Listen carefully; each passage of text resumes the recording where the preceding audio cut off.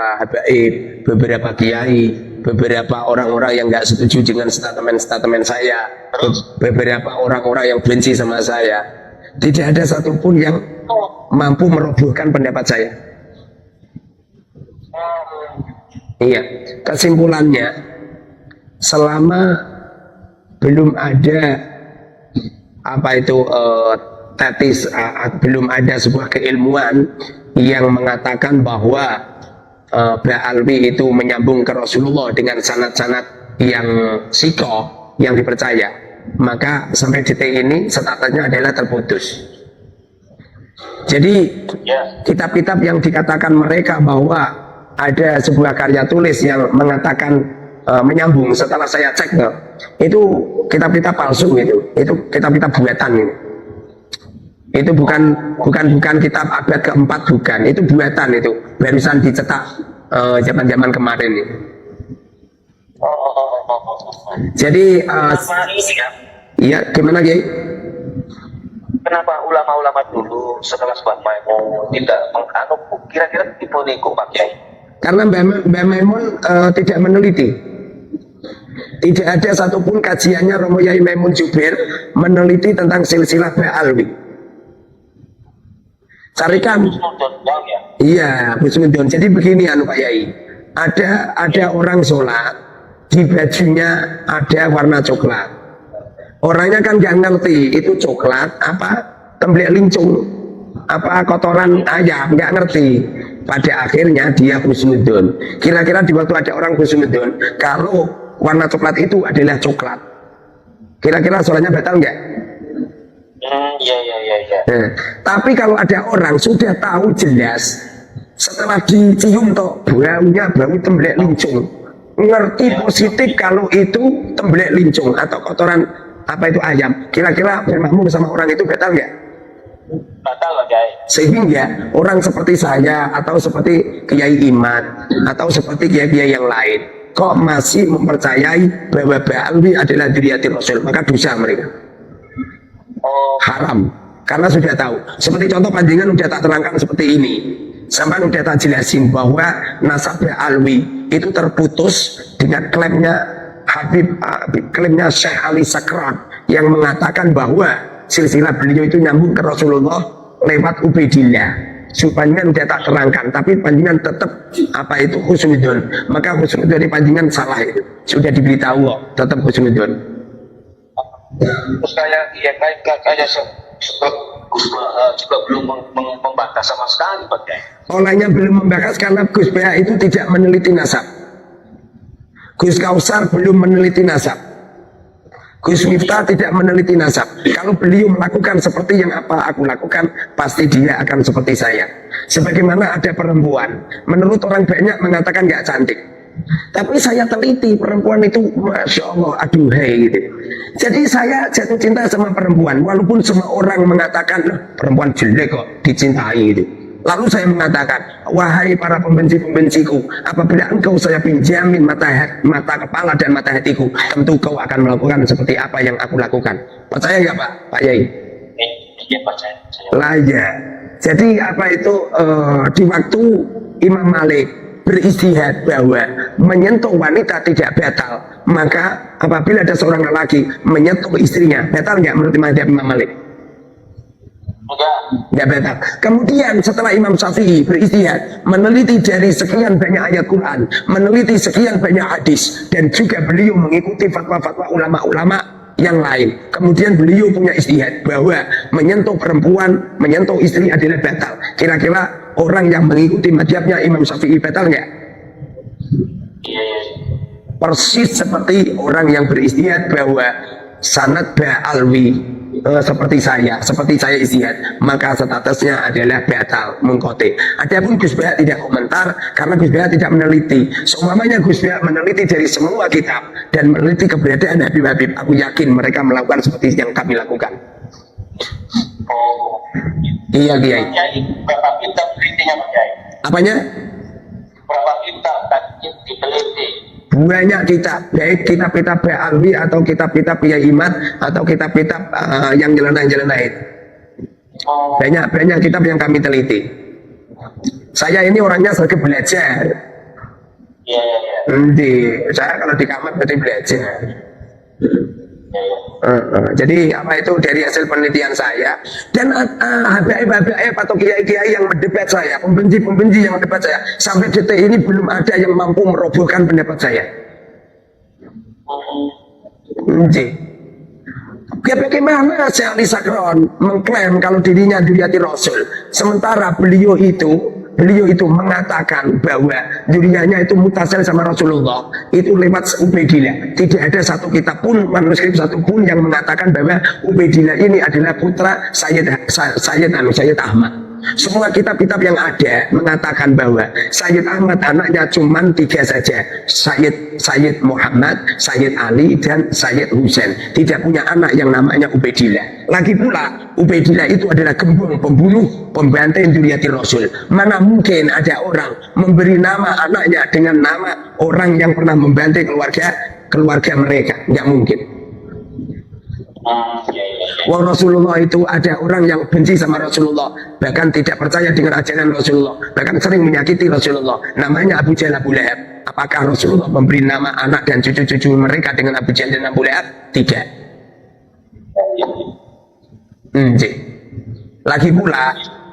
Lagi pula dari zaman dulu orang yang keturunannya Rasulullah lewat Sayyidina Hasan, semuanya panggilannya adalah Sayyid. Kalau lelaki Sayyid, kalau perempuan Sayyidah. Yang keturunannya Sayyidina Husain, kalau lelaki panggilannya Syarif, yang perempuan Syarifah. Sedangkan Habib itu adalah panggilan Dzurriyyati Rasul dari Yaman yang telah diklaimkan oleh Habib Ali As-Sakran. Saya berani ngomong terang-terangan ini toh. Silakanlah siapapun orangnya, kalau pengen merobohkan pendapat saya silakan. Yang bisa mentaklukkan pendapat saya silakan. Nanti saya tak ikut kalau memang benar. Kalau nggak benar ya nggak ikut toh. Kayak Sido Kiri juga masih muhibin Pak, itu loh ya. Loh, kalau masalah muhibin, saya ini muhibin kelas berat saya muhibin. Nyampe sekarang kalau ada Habib itu tak cium tangannya, cepipi, bahkan tak sanoni, setiap minta transferan tak transferin. Saya ini apa itu kalau dibandingkan dengan mereka yang mengecam menghina saya itu, muhibinnya itu jauh tinggi muhibin saya. Wong besok itu akhirnya Habib Anis, saya sama santri saya 600 tak kerahkan. Nah itu Habib Anis gimana? Nyambung. Habib Anis itu adalah Habib, bukan Syarif, bukan Sayyid. Kalau beliau tidak Sayyid, tidak Syarif, secara otomatis Habib Anis adalah Dzurriyyati Rasul yang dari Yaman, namanya Habib. Menurut silsilah yang kami pelajari adalah terputus.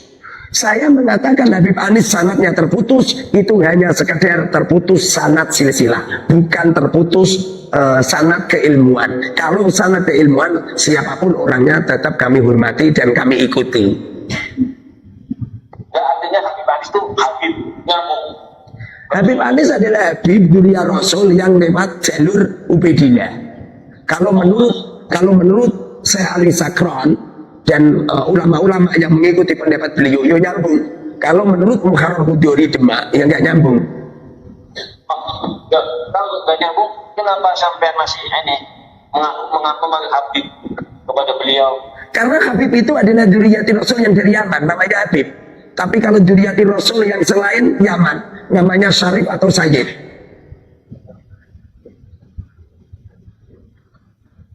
Seperti tadi loh, saya itu sampai detik ini, saya tidak percaya dengan fatwa seorang ulama yang mengatakan bahwa menyentuh perempuan tidak membatalkan wudhu.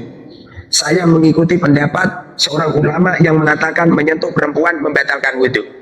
Kenapa kok saya nyampe bersikeras seperti ini? Apakah saya tidak peduli dengan pendapatnya Imam Malik yang mengatakan bahwa apa itu menyentuh perempuan tidak membatalkan sholat? Dan apakah saya tidak meneliti bahwa Rasulullah dulu itu pernah berangkat jamaah, lalu ada Sayyidatina Aisyah, Rasulullah menciumnya, kemudian setelah itu Rasulullah tetap sholat, tidak wudhu dulu? Saya tahu.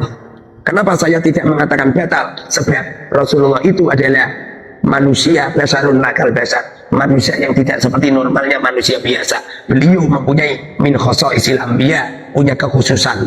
Rasulullah boleh nikah lebih dari 4. Kita orang umatnya tidak boleh lebih dari 4. Rasulullah menyentuh istrinya tidak batal, kita batal, umat sebagaimana saya mengatakan bahwa apa itu Habib Anis sanadnya tidak terputus. Saya mengatakan Habib Anis sanadnya tidak terputus bukan berarti saya memutuskan silsilah keilmuan, ya benar. Seperti contoh panjenengan terhadap saya, kenapa Pak Yai mengambil ilmu saya? Padahal Pak Yai sudah tahu kalau silsilah nasab saya terputus dengan Rasulullah. Jawabannya apa juga? Jawabannya karena yang diambil bukan nasabnya tapi keilmuan, ya kan dia. Ya. Ya, jadi di saat apa itu Rasulullah apa itu tidak setuju dengan statement Abu Jahal, begitu juga sahabat-sahabat tidak setuju dengan statement Abu Jahal, tapi kenyataannya para sahabat mengikuti statementnya Ikrimah, padahal secara secara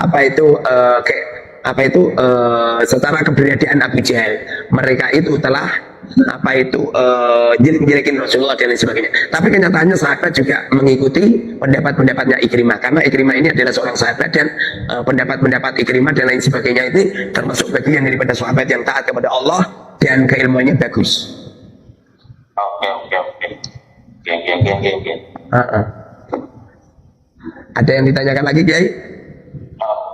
Ya, syukron ala ijabatikum. Ya Kiai, ya semoga. Yang itu putusan saya bagaimana? Alhamdulillah bagus Kiai. Bagus, ilmunya bagus. Tadi barusan saja tak tas Kiai. Katanya apa kalimat? Bagus, pokoknya kalau sudah 40 hari siap tempur nanti. Oh gitu Pak. Coba di ini Pak, di video itu kalau nanti sampai nanyain munakosa. Ya siap. Nanti kalau udah pulang dari Khol, ini nanti ada kegiatan datangi Khol di Solo ya. Iya tadi izin katanya mau Khol ikut Kiai Muharram itu di Solo, izin kemarin. Orangnya ikut nggak katanya? Ngasih tahu bahwa ini saya mau ke Khol Kiai Muharram, bersama Kiai Muharram ke Solo itu ngomong. Oh gitu. Berarti ikut kan? Iya. Ikut katanya ikut. Oh ya, oke Kiai. Ya, oke Kiai. Sangat. Amin Kiai, Pak Bro. Semoga diberkahi Kiai. Assalamualaikum. Waalaikumsalam. Ini pakar ilmu dari Timur Tengah ini. Tapi kan Gus.